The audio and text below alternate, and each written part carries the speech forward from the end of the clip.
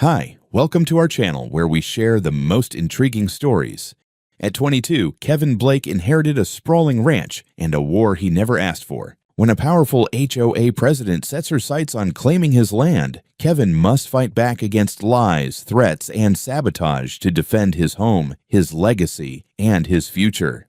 When I first pulled up to the ranch, I could hardly believe it was mine. It still didn't feel real. My name's Kevin Blake. I'm 22. And while most of my college friends were still figuring out entry-level jobs and renting cramped apartments, I had somehow inherited 350 acres of open land, barns, and a house that smelled like old leather and memories. Grandpa Jack left it all to me in his will. He'd owned Oakwood Ranch for over 50 years, and when he passed last month, it came as a shock that he'd chosen me to carry it forward. I wasn't sure I deserved it, but standing there with the wind brushing through the tall grass, it felt like an honor and a responsibility. The house wasn't fancy, but it was solid. The porch creaked under my boots as I carried in boxes. I'd spent the last 2 weeks moving in, fixing what I could. The old roof needed patching. The fences had gaping holes from years of storms, and the fields were overgrown. But every swing of the hammer, every fence post I set in the ground made me feel more connected to the place. It wasn't just Grandpa's ranch anymore. It was mine.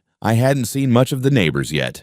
The closest ones were about a mile down the road, part of a fancy gated community that had popped up in the last decade. I figured they kept to themselves. Honestly, I liked the quiet. Out here, it was just me, the land, and the occasional cow wandering too close to the fence line. But on the third morning, something felt off. I was hammering a loose board on the porch when I noticed a sleek white SUV rolling slowly down the gravel drive, tires crunching over the stones like they belonged there. I frowned, wiping sweat from my forehead as the vehicle came to a stop right in front of the house. The windows were tinted so dark I couldn't see inside until the driver's door swung open. Out stepped a woman in a crisp white pantsuit, oversized sunglasses perched on her nose, a clipboard tucked under her arm. She looked like she'd walked out of a real estate brochure for executive living. I didn't even have time to say hello before she was marching toward me, high heels clicking against the stones. "Excuse me," she called out sharply, lips pursed. "Who exactly are you?" I lowered my hammer. "I'm Kevin. I own the ranch." She laughed, a sharp, dismissive sound. "You own this?" She gestured broadly at the fields, the barn, the house behind me. "How old are you, 16? I felt my jaw tighten. "I'm 22. I inherited this ranch from my grandfather, got the deed and everything." She shook her head, stepping closer. No, that's impossible. This land's been here for decades. There's no way a kid like you owns it." She crossed her arms, her voice rising. "Are you squatting here? Are you trying to pull some scam?" I couldn't believe what I was hearing. "No, ma'am. I'm the legal owner." I reached into my pocket and pulled out a folded copy of the deed I'd been keeping on me, just in case. "Here's the paperwork." She snatched the paper out of my hand without even glancing at it. "Oh, please. These look fake. I'm going to have to call the police. You need to leave before you get into real trouble." I raised my hands in disbelief. "Call whoever you want. I'm not going anywhere." Without another word, she spun on her heel, pulling out her phone as she stomped back to her SUV. I watched her pacing in circles, barking into the receiver like some sort of executive general. Standing there on the porch, I realized this wasn't going to be the peaceful, fresh start I'd imagined. It didn't take long for the police to show up. Maybe 15 minutes after the woman, Karen, as I'd later learn, stormed off to her car, I heard the rumble of a patrol cruiser coming up the gravel drive. I watched from the porch as it pulled in, dust swirling around the tires. 2 officers stepped out, one middle-aged, the other younger, both looking mildly annoyed like they'd been called for something they already suspected wasn't worth their time. Karen practically flew out of her SUV, waving her arms dramatically as she rushed toward them. "Officers, thank God you're here," she exclaimed, her voice dripping with exaggerated relief. "That boy over there." She pointed straight at me like I was some kind of fugitive. "He's illegally occupying this property. He claims he owns it, but he's lying. I've been the HOA president here for over a decade. I know everyone in this area.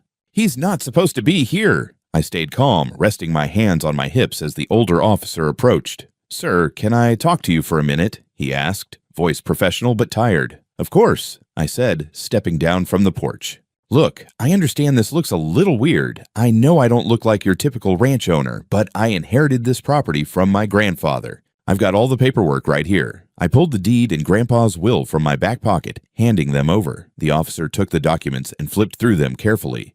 Got any ID?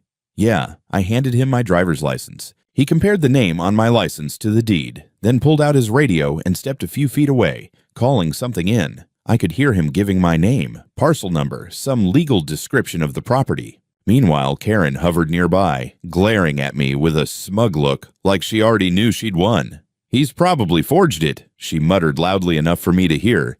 These scammers think we're stupid. Probably printed those off some website. The younger officer walked over to Karen. Ma'am, please let us handle this, he said, trying to calm her down as she kept pacing, arms crossed tightly over her chest. After a few minutes, the older officer came back. Well, he said, handing me back my documents. Everything checks out. The will's been filed, the deed's legitimate, and the county records confirm Mr. Blake here is the owner of this property. Karen's face twisted in disbelief. No, that can't be right. Check again. There's no way that boy owns this land.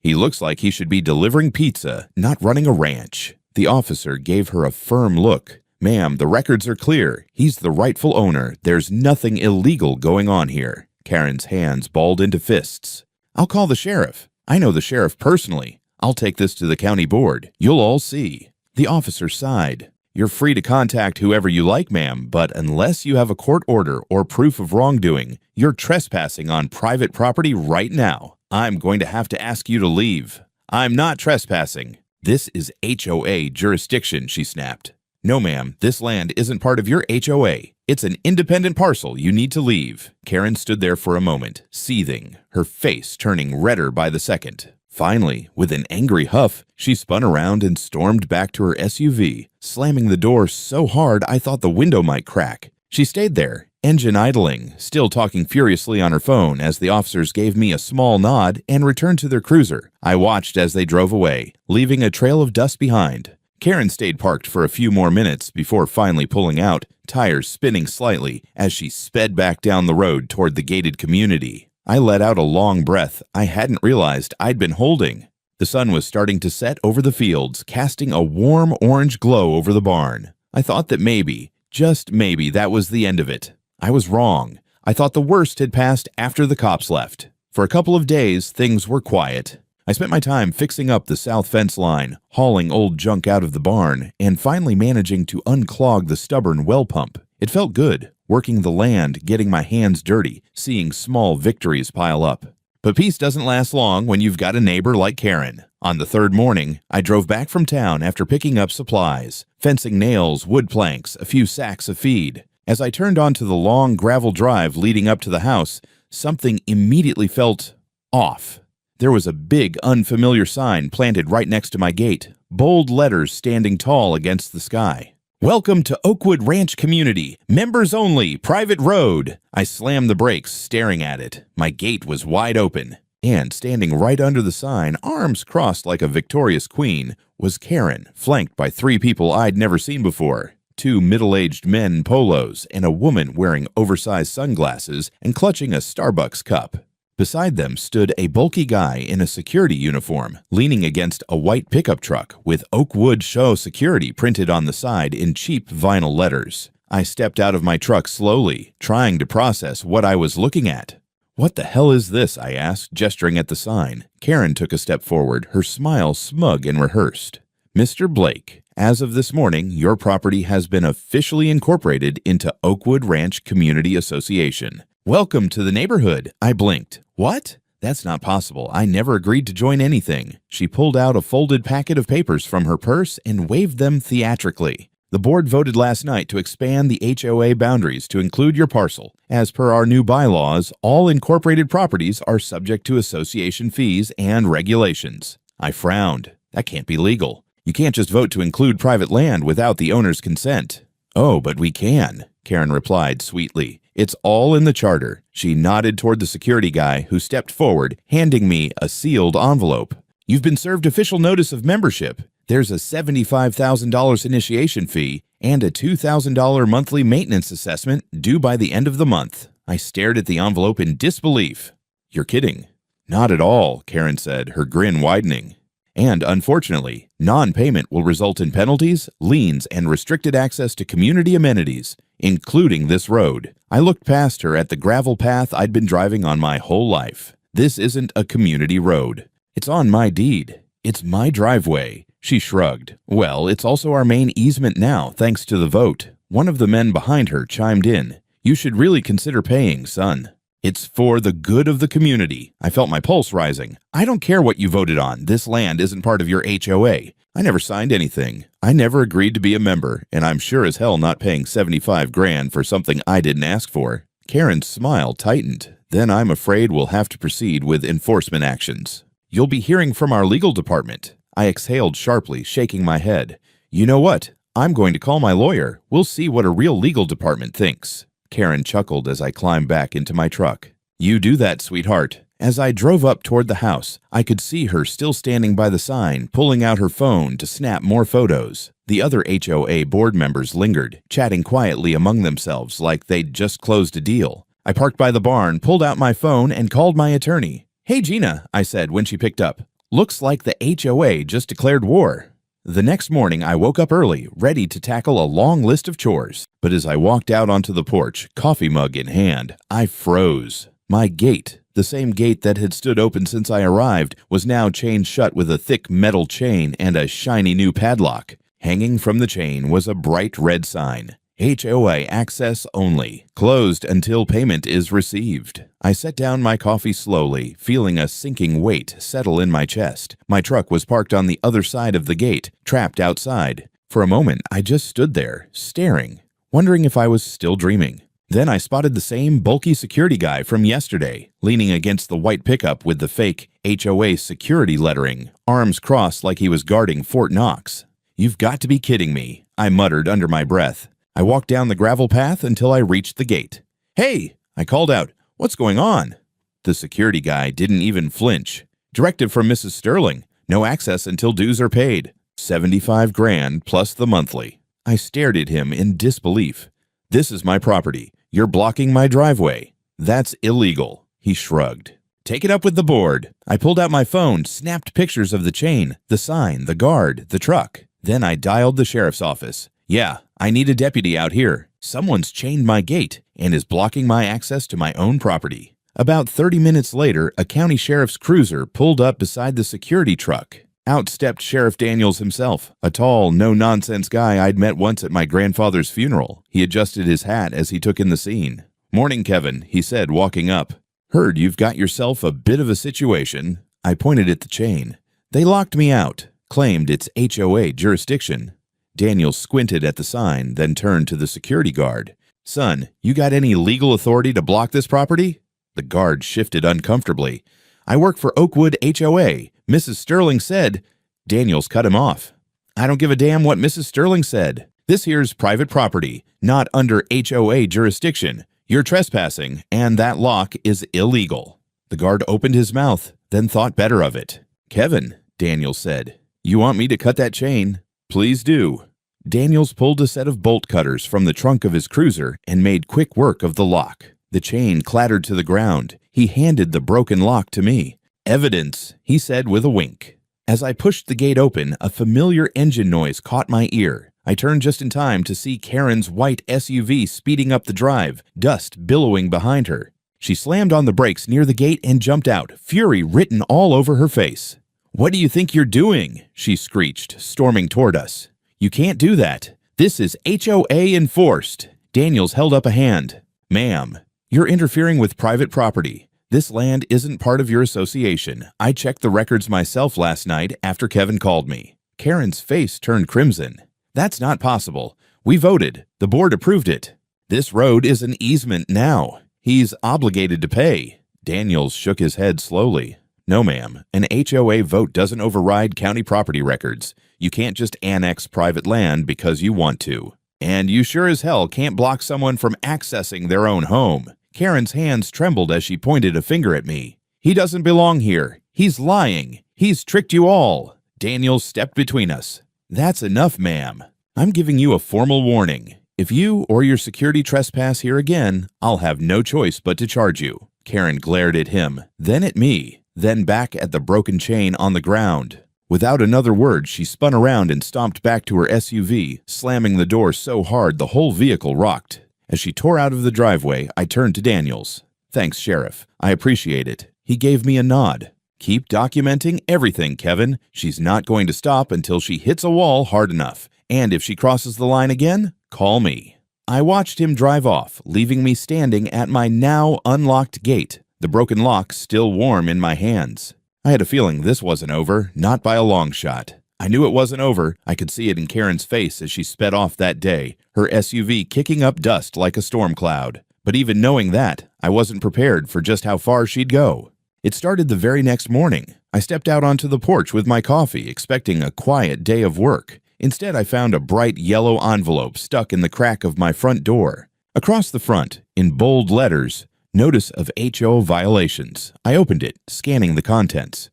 "Dear member, you are hereby fined for the following violations: unauthorized fencing materials, $500, non-compliant barn color, $750, improper vehicle storage, $250, total due within 14 days, once over $500. I almost laughed. Almost. But the absurdity of it wore off quick. They were fabricating violations out of thin air. The fence? It had been here for decades. The barn? Same faded red it had always been.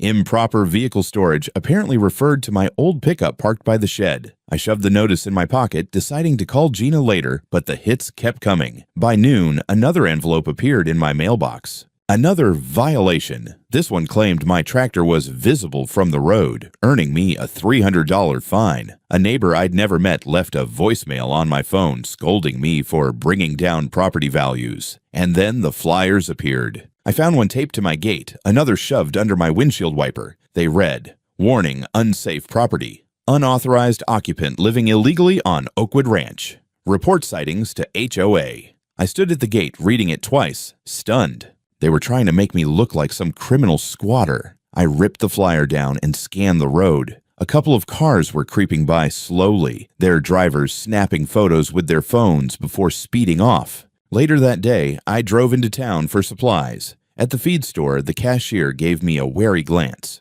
"Heard you've been having some trouble with the HOA folks," he said cautiously. I sighed. "You could say that." He nodded. "Karen's been talking. Claims you're trying to cheat the system, told people you're refusing to pay dues like everyone else." I clenched my jaw. "My land's not part of their HOA. Never was." "Yeah," he said, lowering his voice. "Not everyone's buying her story. But some are." By the time I got home, there was another envelope waiting. This one stamped urgent.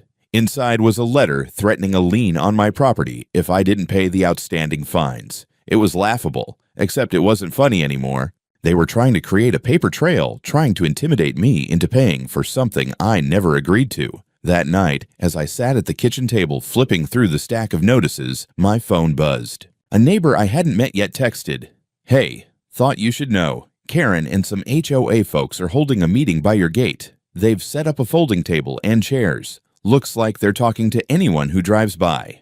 I frowned. I pulled up my security cameras on my phone. Sure enough, there they were. Karen, the same two board members, and the fake security guard camped out at the end of my driveway like it was their office. They had a table covered in papers, a cooler of drinks, and a little sign that read, "Oakwood Ranch Community HOA, Info Booth." They waved at passing cars, handing out flyers. At one point, Karen pulled out a bullhorn and announced something I couldn't hear over the camera's mic. I leaned back in my chair, shaking my head. "Unbelievable," I muttered. I snapped screenshots from the camera feed, emailed them to Gina, and grabbed my jacket. Enough was enough. The next morning, I didn't waste any time. I called Gina first thing, explaining everything that had happened. The fake fines, the flyers, the so-called HOA info booth at my gate. She listened quietly, occasionally muttering under her breath, until I finished. "Kevin," she said finally, her voice steely, "they're not just harassing you. They're laying groundwork for a claim. Trying to build a paper trail so if it ever goes to court, it looks like you've been willfully non-compliant with their rules. It's textbook intimidation and illegal as hell." "So what do we do?" I asked. We fight back, she said. First, we're filing an official cease and desist letter to Karen and the HOA. I'll send it certified mail today. Second, we start documenting every single violation of your rights. Every flyer, every fine, every time they set foot on your land. Photos, videos, timestamps. And third, we go public. I raised an eyebrow. Public? Exactly, Gina replied. Karen's counting on pressure from the neighborhood to force you to cave. But if we flip the narrative, make her harassment public, she's going to lose that support fast. I nodded, feeling something solidify in my chest. For weeks, I'd been reacting. Now it was my turn to act. By noon, Gina emailed me a draft of the cease and desist. I printed copies and dropped them off at the post office, sending one to Karen's address and another to the official HOA mailbox. Then I spent the afternoon setting up additional cameras, one aimed at the gate, another overlooking the road, a third by the barn. If they were going to keep pulling stunts, I'd have the footage. That evening, Gina connected me with a reporter from the county newspaper. We spoke on the phone for over an hour. I told her everything, how Karen tried to claim my land belonged to the HOA, how she'd locked my gate, threatened liens, flooded me with fake fines. The reporter was quiet for a long moment after I finished. "Do you have proof of all this?" she asked. "Photos, videos, copies of the notices," I said. "I've been keeping everything." "Good," she said, "because this is, well, frankly, it's insane. I'd love to run this story. People need to know what's going on." We arranged to meet the next day so she could get pictures of the signs, the gate, even the so-called security guard who still occasionally parked near my property line, like he was watching me. When I hung up, I felt something I hadn't felt in weeks. Hope. Real hope. But Karen wasn't done yet. Around sunset, as I checked the camera feeds, I noticed movement by the gate. I zoomed in. Karen was back, with her board members and the security guard. They'd set up the table again, but this time they weren't just handing out flyers. They were pinning laminated notices to the fence posts, each one stamped with Notice of Default, Community Dues. I snapped screenshots and grabbed my phone, texting Gina. "They're back. Posting more fake notices." She texted back immediately. "Good, more evidence. Keep recording. We'll add it to the case." I stared at the footage a long time after they left, the laminated papers fluttering in the evening breeze like warnings. It wasn't just harassment anymore, it was a full-on siege. But if they wanted a fight, they were going to get one. Tomorrow, the gloves were coming off. The next few days were a whirlwind. Gina worked fast, filing the cease and desist, compiling our evidence into neat, airtight folders. The local paper ran the story on the front page. "Young ranch owner battles HOA power grab." The article quoted me, detailed Karen's attempts to claim my land, and even included photos of the fake fines, the chained gate, and the so-called security posted at my driveway. By noon, my phone was blowing up with messages. Neighbors I'd never met called to apologize, saying they had no idea what Karen had really been doing. People from town offered to help fix fences, bring supplies, or just show support. It felt like the tide was finally turning. But the real turning point came 2 days later, when Gina called me early in the morning. "Kevin," she said, sounding more energized than usual, "the sheriff's office called me. They've finished their investigation." I sat up straighter. "And they're filing charges, multiple counts, trespassing, harassment, filing fraudulent liens, attempted extortion, and conspiracy to defraud. There's a warrant out for Karen's arrest." I blinked. "You're serious?" "As a heart attack," Gina replied. "They're picking her up today." I hung up and went straight to my security feed. Sure enough, a few hours later, I watched through the camera as a sheriff's cruiser pulled up in front of Karen's house. 2 deputies walked up the front steps. I couldn't hear what they said, but a minute later, Karen appeared in the doorway, looking furious and shocked. Her arms flailed as she argued with the officers. Then one deputy gently guided her hands behind her back. She resisted at first, shouting something toward the neighbor standing across the street filming the whole thing. But eventually the cuffs clicked shut. Karen was led down the steps, placed in the back of the cruiser, and driven away. I didn't cheer. I didn't smile. I just felt relief. Later that afternoon, Gina called again. "Well, it's official. She's being booked. Her bail's set pretty high considering the conspiracy charge. But here's the kicker. The HOA board's already having an emergency meeting to vote her out." "She's done," I said quietly. "Pretty much," Gina agreed. "Now we get ready for the civil side."